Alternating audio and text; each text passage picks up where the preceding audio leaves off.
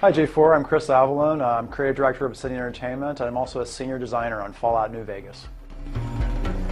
So Fallout New Vegas is the next installment in the Fallout franchise. It takes the player out west to the Mojave Wasteland around Las Vegas.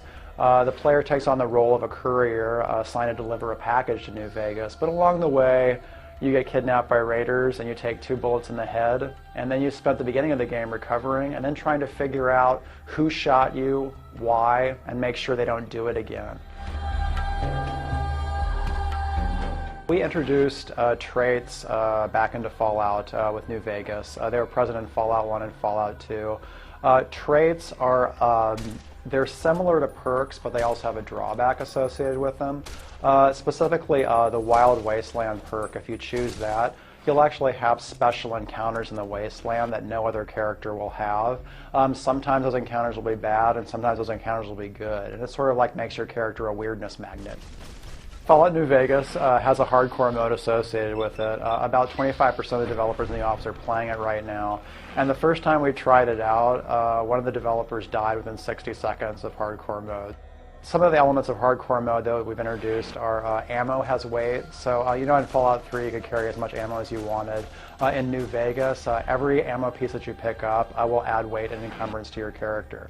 Also, stim packs, they don't heal instantly like they did in Fallout 3 in hardcore mode. They actually take time to heal. So if you're in combat with a creature, you can't just pop up in your Pip-Boy, instantly heal, and then you're back to ready to fighting condition.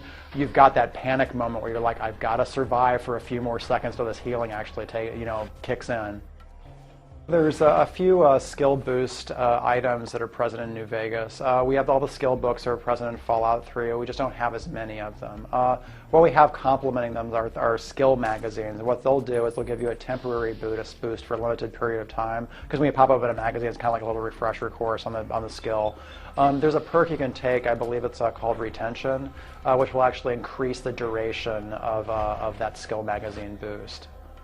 Traits in New Vegas are sort of a way to sort of personalize your character more. As much as perks always give you an advantage, traits give you an advantage but a drawback associated with that. So you're like, you know what, if I do want to be a social character and I do want to have all as many speech options and barter options, I'm going to choose good-natured at the cost of like the degradation of my weapon skills. Like I won't be as good with guns or melee weapons or whatever.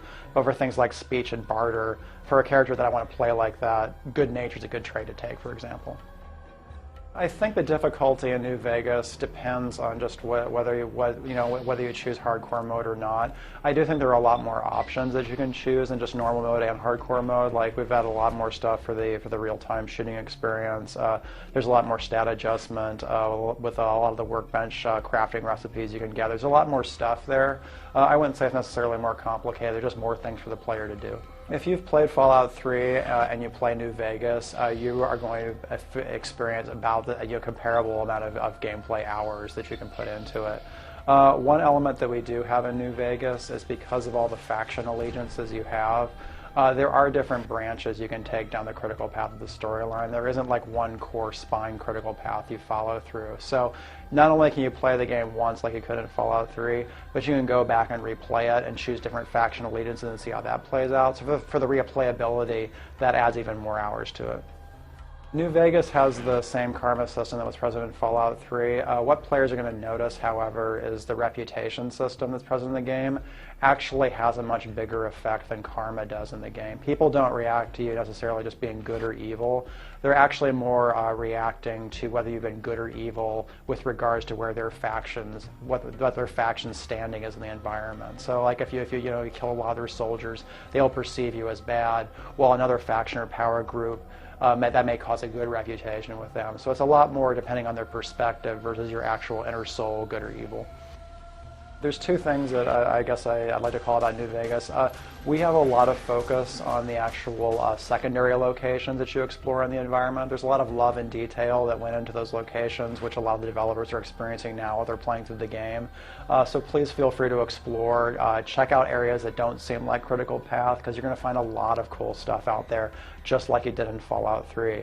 The other thing I wanted to say is that one of the things I really like about how the New Vegas storyline is set up is that there's no one big bad guy present in the game. Depending on how your character feels about the faction politics, or whether your character disagrees with the faction politics entirely and believes in carving his own path, you actually determine who your bad guy is and how you want to resolve that situation. So as much as the world is sort of open world exploration, the storyline lends itself to that as well, and I think that's one of the strengths of the title. The narrative in New Vegas, we try to make sure we incorporate the actual game mechanics into the storyline. So the reputations you get with various factions in the game, that actually has an impact on how the storyline plays out and what areas are available, what quest lines are available. It's kind of one of our big principles at Obsidian, and we want to make sure the story is not divorced from the actual gameplay or game systems. So the reputation mechanic is a way of saying, you know what, depending on how you make a choice with the story over here, you can see the repercussions over here, and then play around with that mechanic to see how the storyline changes, and we think that's going to be a lot of fun for the player.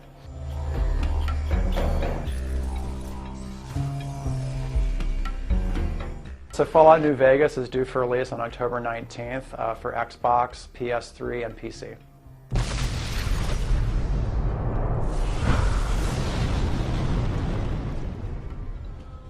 War never changes.